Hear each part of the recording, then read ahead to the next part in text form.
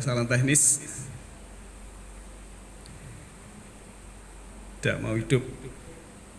Kita lanjut Bapak Ibu yang saya hormati. Tadi sampai jangan sampai kita menyia-nyiakan waktu ya. Waktu itu sangat berharga. Jadi kalau saya ringkas, modal utama manusia itu, modal pokok itu dua Pak. Satu waktu, dua sehat. Ini yang tidak bisa dibeli istilahnya. Kalau sakit itu tidak bisa berbuat seperti sehat. Waktunya kan untuk istirahat. Jadi kalau orang itu dalam keadaan sehat dan punya waktu, itulah sebetulnya suatu kenikmatan yang sangat luar biasa. Maka kita diingatkan banyak oleh Allah itu kan waktu. Walail demi waktu malam, wal fajr demi waktu fajar. Allah bersumpah ini dengan waktu. Wa duha demi waktu duha.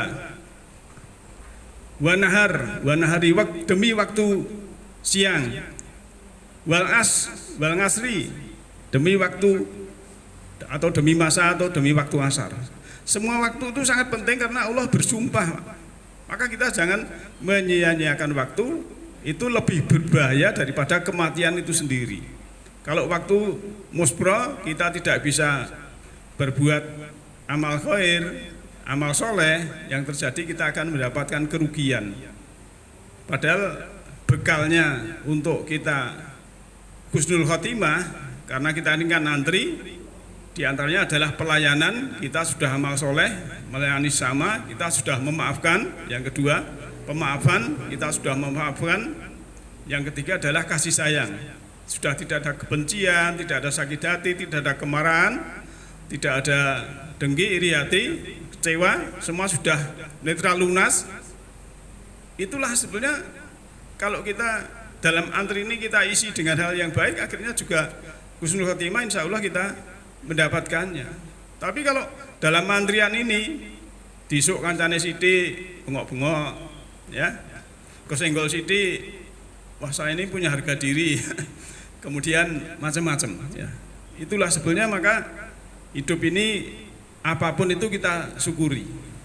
Kalau saya itu pedomane pokoknya urepi pas-pasan gitu wis alhamdulillah Pak. Kalau Bapak Ibu kan berlimpah loh ya. Nek kula pas-pasane trimo. Ya. Pas pengen tuku klambi pas duwe pas-pasan. Pas arep tuku apa duwe pas duwe ngoten lho tadi. Pas arep mantu ya duwe ragat, pas duwe ragat terus pas-pasan namine.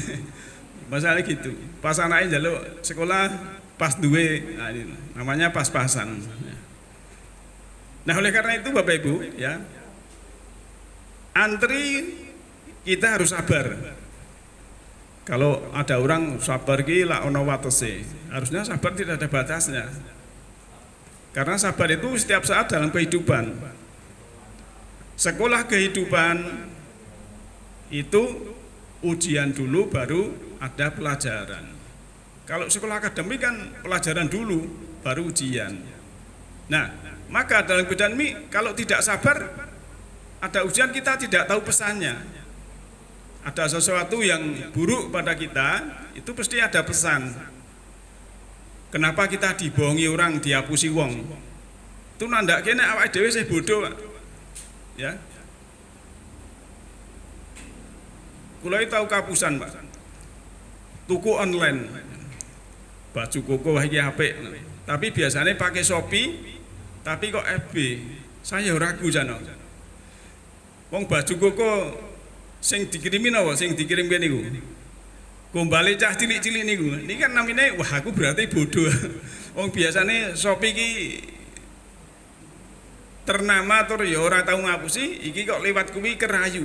Namanya kan bodoh dia. Akhirnya menyadari, wah ini saya bodoh. Ya, itulah. Ya. Mungkin sebagian kita juga pernah mengalami sesuatu yang seperti itu. Atau yang lain. Zaman sekarang yang orang teknologi maju, tapi kalau disalahgunakan untuk Suatu yang tidak baik juga mudah, tapi untuk baik mudah. Kembali ke waktu Bapak Ibu sekalian, ya. Waktu ada waktu malam, ya. Dalam kita antrian itu kan waktu ini. Waktu malam itu simbolik dengan kegelapan. Maka kita menuju fajar. Fajar itu masa transisi dari gelap menuju terang. Maka ada namanya fajar. Fajar sodik, ada fajar kadhib, katanya seperti itu. Maka oleh para ahli sekarang kan yang tahu itu diajukan berapa derajat sehingga subuhnya itu mundur. Supaya apa? Supaya fajar sodiknya itu kelihatan. Ya, ini masih ada pertentangan, ya. Cuma baru sebagian yang sudah melaksanakan subuhnya diundur 8 menit.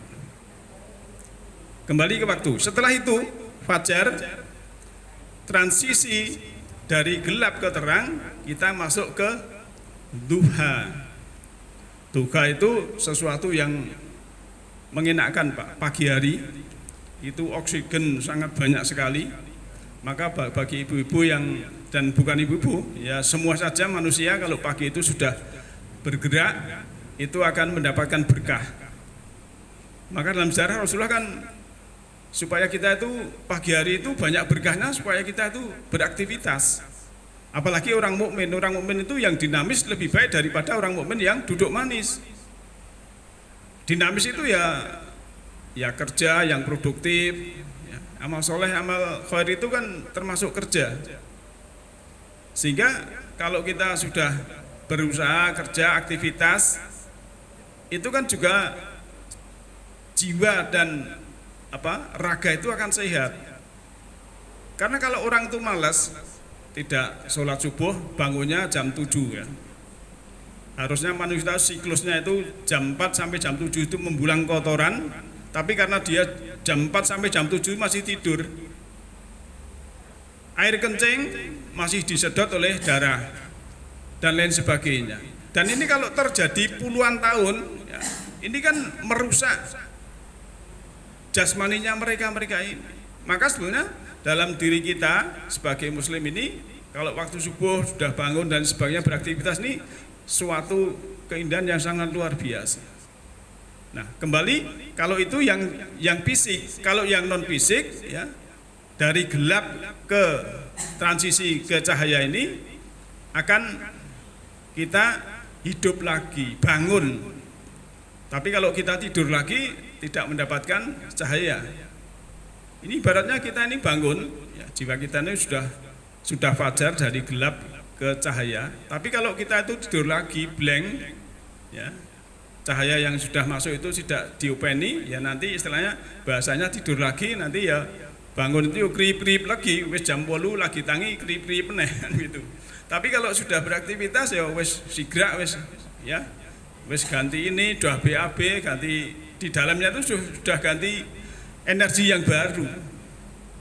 Maka kan sebetulnya energi dalam diri manusia, kalau dulu pas topik apa itu kan ibu-ibu kalau pagi kan sukanya itu pagi beli sayur yang segar, masak yang segar, ikan yang segar, supaya apa? Mengganti yang buruk di dalam ini.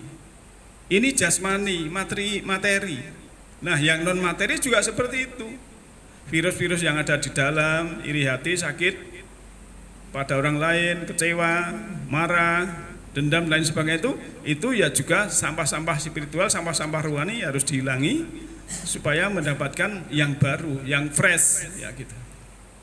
Nah, kalau fresh jiwa raga, ya hidup ini akan lebih damai, lebih tentram, lebih bahagia, menikmati, disyukuri. Apapun yang terjadi adalah sudah usaha kita sendiri dan itu hasilnya dari Allah Ta'ala. Nah, kembali kepada antrian, tadi sudah kita berikan tentang waktu ini, ya. Waktu itu kan tadi sudah sampai duha, kemudian wa nahar. Nahar itu kalau di dalam surah Furqan ayat 47 itu tempat berusaha juga, Pak. Tetapi lebih ke dalam, ya, apakah berusaha itu cuma waktu siang Ya. Ini mengandung apa itu? Petunjuk yang dalam bahwa sebetulnya ya, walaupun kerjanya malam, tapi lo kerjanya itu bersih, itu juga namanya kerja dalam keadaan terang. Tapi walaupun kerjanya siang, tapi kalau korupsi, menipu, ngurangi timbangan dan semua itu, walaupun kerjanya siang, itu termasuk dia dalam kerja dalam kegelapan. Nanti dalam antri kita ini rugi kalau kita isi hal-hal yang seperti itu. Maka dalam antrian ini ya, jangan sikut sana sini, kita fokus ke depan.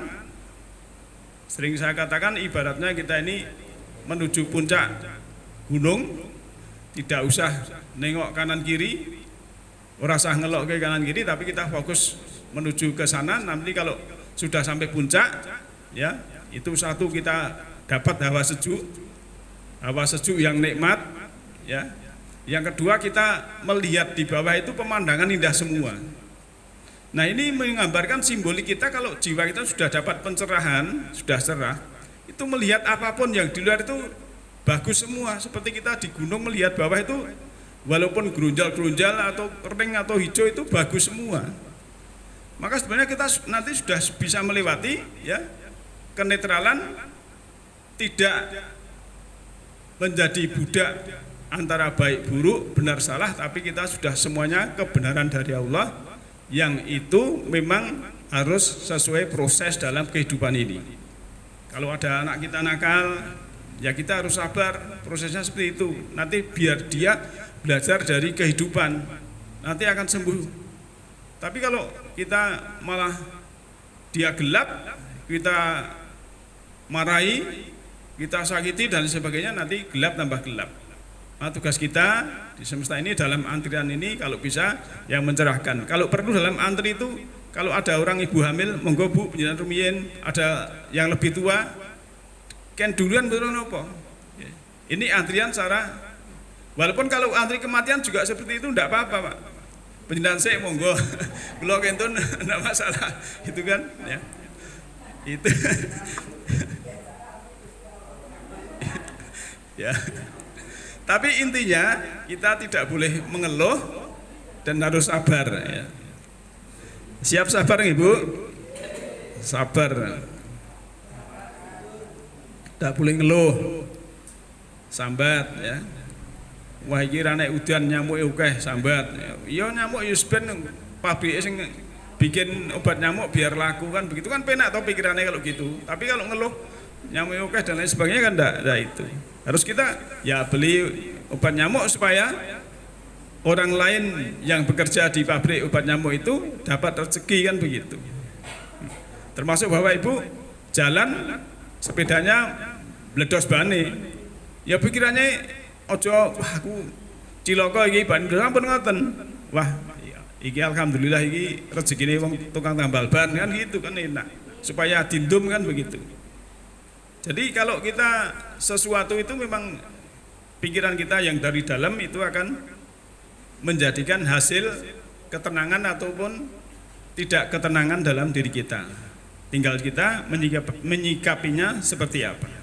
Nah oleh karena itu ya, ternyata tadi masih ada ayat yang berhubungan dengan antrian, namun karena ini baru error, sebagai tutup saja Bapak Ibu sekalian bahwa suatu ilmu itu tidak boleh kita banggakan, tapi ilmu itu harus kita praktekkan. Kalau kita praktekkan nanti ada pertanyaan dalam diri kita, nanti semesta akan menjawab. Jadi mekanisme kerja semesta ini apa yang kita butuhkan nanti akan terjawab dalam diri kita. Kemudian ya, seorang manusia yang memahami akan mekanisme alam semesta, karena alam semesta ini tidak mengenal ras, hukumnya itu sunatullahnya itu berlaku untuk siapa saja, maka kuncinya adalah kita selalu berbuat kebaikan. Berbuat kebaikan ini menurut Allah sesuai dalam tuntunan kita di dalam garis hukumnya, sehingga kita itu tidak menyakiti kepada orang lain, apalagi kita menyakiti termasuk sesama makhluk yang hidup. Sehingga diri kita ini akan mudah dalam kehidupan ini, dimudahkan oleh Allah. Kalau gampangannya bahasanya itu, semesta ini ikut memberkahi. Kalau diberkahi oleh semesta, ya, oleh Allah tapi kan lewat semesta. Penjenengan minta rezeki, minta uang, itu enggak mungkin Allah memberikan, tapi lewat orang lain. Semua yang kita terima ini juga untuk orang lain. Artinya, ya, Allah tidak lepas dari semesta ini. Nah, semesta ini akan merespon apa yang kita pikirkan, yang kita katakan, sehingga nanti akan diberikan sesuatu yang sesuai dengan yang kita pikirkan itu. Jadi istilahnya like attract like. Jadi yang serupa akan menarik yang serupa. Termasuk kita berteman, berkawan, itu kalau vibrasi frekuensinya berbeda itu tidak nyambung. Tapi kalau vibrasi dan frekuensi sama, apalagi energi sama, itu akan nyambung secara batiniah. Itulah yang kemarin kita lihat bahwa Allah itu alafa, menyatukan qulubukum, hati mereka itu. Kemarin ada ayatnya, ya. Bapak Ibu yang saya hormati, semoga kita dalam antrian ini menjadi orang yang sabar, tabah menjalani kehidupan ini. Hidup adalah suatu anugerah yang sangat luar biasa dari Allah. Kita masih diberikan waktu jangan kita sia-siakan. Waktu harus kita manfaatkan sebaik-baiknya, sehingga kita tidak kena pedang waktu. Karena waktu itu ibaratnya kan waktu saif, waktu itu pedang. Kalau waktu tidak kita gunakan kan pedang itu akan bisa mengena diri kita. Tapi kalau waktu itu kita manfaatkan sebaik-baiknya, karena Allah sudah bersumpah dengan waktu, bahwa waktu manusia semua akan rugi kecuali yang beriman, beramal soleh, saling mengingatkan, menasihati dengan kebenaran dan dengan hak. Demikian, semoga ada manfaatnya. Yahdillahu linurihi ma yasha. Allah memberikan cahaya semesta pada semesta ruhani pada siapa yang kehendaki. Siapa yang kehendaki adalah orang-orang yang berkehendak. Nasrun minallahi wa man qarib. Alhamdulillahirabbil alamin. Assalamualaikum warahmatullahi wabarakatuh.